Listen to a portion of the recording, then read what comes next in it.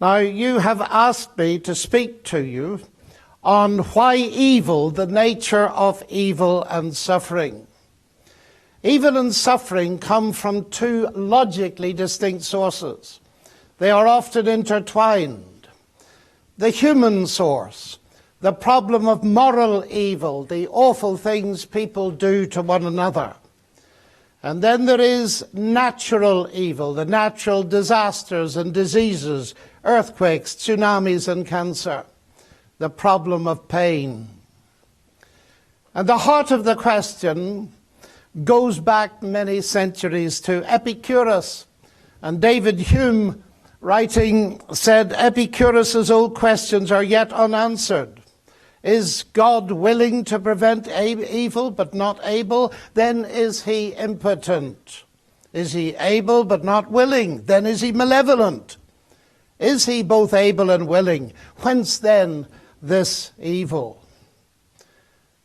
And some people say that events like 9/11 show us that there is no God. And early this morning I walked in your beautiful hero's garden, and it brought into my mind a reflection that I was at ground zero on 9/11 last year. And I listened to the entire service, the reading of the names. And I was deeply moved by something very striking. I heard many assertions of faith in God and his love and the hope it gave to the loved ones left behind. And indeed, so vivid were some of the readers' faith that they spoke about their relatives, not in the past tense, but directly addressed them as if they were still alive. One of the most moving was, Dad, you're my hero. Happy birthday. I didn't hear one atheistic reaction on 9/11. I found that immensely striking. Now, of course, 9/11 gets eclipsed for many of us by more immediate suffering or pain. You may be suffering or be close to someone who's suffering from a terminal disease that has struck without warning. I can remember my reaction years ago when my brother was rushed to hospital after a terrorist bomb had exploded in his face, and his life hung in the balance for many weeks. There are no easy answers, ladies and gentlemen, since this question involves two distinct perspectives. Cancer looks very different to the young mother who has just been told she's 3 months to live. It looks different to her from what it looks to the oncologist who's treating her. We can observe suffering, we can experience suffering. And it has been established that it's very interesting that the problem of evil seems to be an essentially Western phenomenon. In those countries where they live much closer to suffering, the problem hardly ever arises, which is just a remarkable fact to factor in. They're hard questions because they go very deep. I'll never forget meeting two brilliant Israeli scientists, and we were chatting, and they discovered I believed in God, and they said, look, we don't believe in God. And I said, why don't you? And they said, we're not going to tell you because we don't want to upset your faith. Well, I said, that's very kind of you, but if my faith is upset by that, then it's not worth believing in. And in the end, they told me. They said they read out loud to one another, and they were reading a book by the Israeli Nobel Prize winner, Bashevis Singer, Nobel Prize for Literature. And in the book, he described how some Jewish women and children were buried alive in Russia. And they said to me, the light went out. I can forgive God anything, but not that. Now let me make clear, ladies and gentlemen, my heart goes out to people like that. Many of my colleagues in Oxford are atheists, in part because of this kind of thing. I have stood personally in Auschwitz many times, and I've wept every time. It goes very deep, and there are no easy, simplistic answers. But nevertheless, I think there is a way into something that can give us real hope. I understand the atheist reaction, and yet I have a problem with it as I observe it from outside. If there is no God, where do the concepts of good and evil that we all possess come from. Because outrage against the evils in the world presupposes a standard of good that's objectively real and independent of us. But if there is no transcendence, no God, then how can there be such an objective standard of good? And if there's no moral evil or good in any case, the concept of ethics disappear and moral outrage is absurd. Friedrich Nietzsche saw this very clearly. And he pointed out that the death of God would mean the death of compassion, kindness, and forgiveness. I quote, "When one gives up Christian belief, one therefore deprives oneself of the right to Christian morality. Christian morality is a command. Its origin is transcendental. It possesses truth only if God is truth. It stands or falls with belief in God. Why morality at all, when life, nature, history are non-moral?" And Richard Dawkins, interestingly, agrees with him. He writes, "The universe we observe has precisely the properties we should expect. If there is at the bottom no design, no purpose, no evil, and no good, nothing but blind, pitiless indifference. DNA neither knows nor cares. DNA just is, and we dance to its music." Ladies and gentlemen, that's correct. The terrorists who flew the jets into the Twin Towers were simply dancing to the music of their DNA, and therefore you cannot blame him. Now notice exactly what Dawkins says. I've debated it with him. He's never retracted it. There is no good, there is no evil.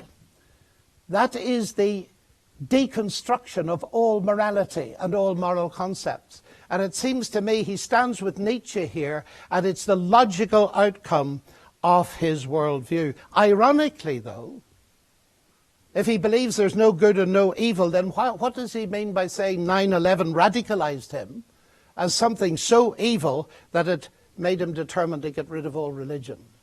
There's a double think, of course, and there's a reason for the double think. It's an obvious one. It's the fact that we're hardwired as moral beings, whether we believe in God or not. And from a Christian perspective, that makes complete sense, because one of the central claims is that human beings are unique, made in the image of God. They're moral beings. And so no matter what worldview we espouse, we discover that we're moral beings. And that's what we're faced with, which is why Dawkins philosophically rejects good and evil, but actually is outraged by what he sees to be morally false. Not only that, ladies and gentlemen, I dare to say that there are absolute moral standards. Michael Ruse, who's an atheist, says there are some things that are just wrong. Torturing babies is just wrong, ladies and gentlemen. And J.L. Mackie, who was an atheist philosopher at Oxford, said this: "Ethics constitute so odd a cluster of qualities and relations that they are most unlikely to have arisen in the ordinary course of events without an all-powerful God to create them. If then there are such moral values, they make the existence of a God more probable than it would have been without them. Thus we have, after all, a defensible argument from the existence of moral values to the existence of God."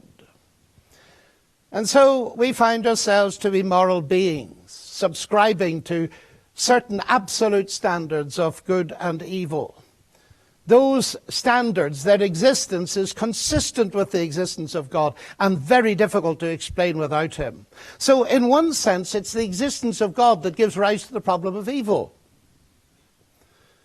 And that is why so many people feel, and we can understand it, can't we?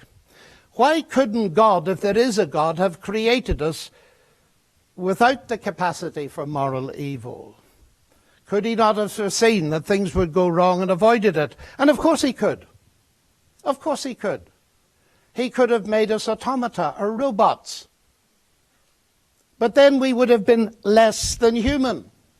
Robots programmed what we wanted to do would be incapable of certain things. I have a wife. I've been married 45 years. I'm glad she's not a robot. If I arrived at home and found the iPad in front of my robotic wife and it had instructions on it, kiss, and I pressed this button and I got a kiss, it wouldn't be very exciting, you know. And you laugh because you see the difference. You see the difference deep down. You wouldn't want to be like that. And the interesting thing, we find ourselves wishing for God to do something that would ultimately mean we were wishing ourselves out of existence.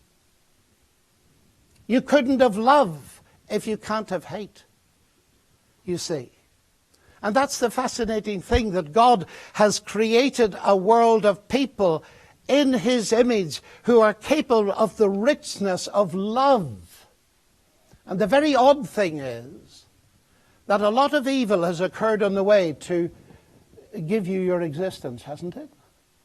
Maybe your mum and dad, oh well, they wouldn't, you're far too young, met in a bomb shelter during World War II. And it was the evil of the bombing that led to your existence. Life is exceedingly complex and sophisticated, isn't it?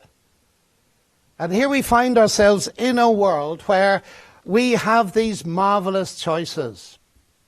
The existential writer Jean-Paul Sartre said, "The man who wants to be loved does not want to possess an automaton. And if we want to humiliate him, we need only try to persuade him that the beloved's passion is the result of a psychological determinism." So what I'm arguing for is the very existence of the freedom to choose, and therefore the capacity for love, is inevitable if you want to create people like that. Now, we find ourselves like that. And therefore God took a risk. Of course he took a risk. I think there's some parents here. I'm a parent. I'm a grandparent. I took a risk in allowing my children to be. I knew that they could grow up to reject me. I've never met a parent yet that gave that as a reason for not having a child. Because we all hope, it doesn't always turn out that way, of course, that children will grow up to love them. So, like God, we create creatures risky in its effort.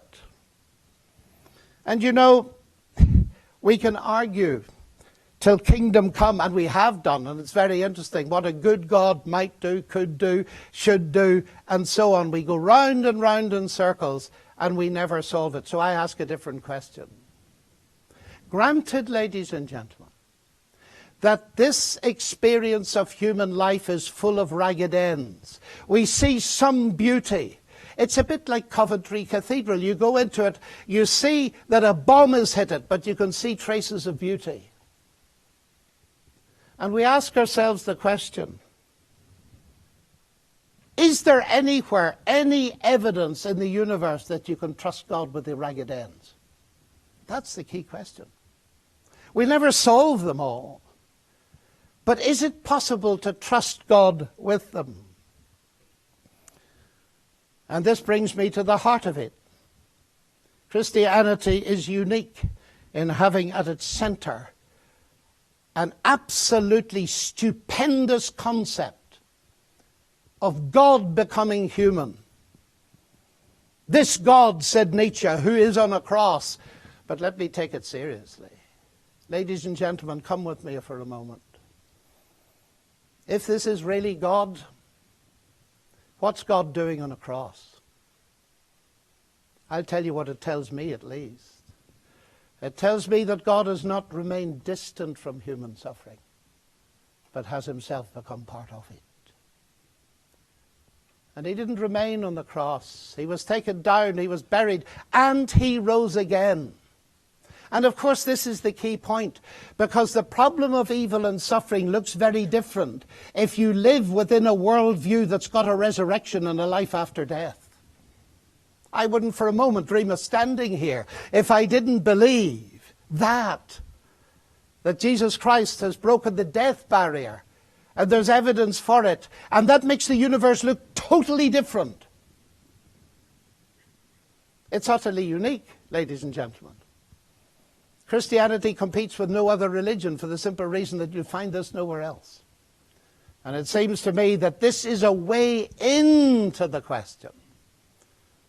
And I have seen its effect with many people trying to cope with suffering. I arrived in Christchurch, New Zealand 2 days after the earthquake. And I had to meet people that had lost their wives and their husbands just like that. And it was wonderful to see them begin to respond as I tried to explain that there were no simple answers, but here's a possible way in. And a little note was left for me after one such lecture. The lady was too afraid to stay. She'd lost her husband, but on the note it said this: "This is the first ray of hope I now see." Thank you, ladies and gentlemen.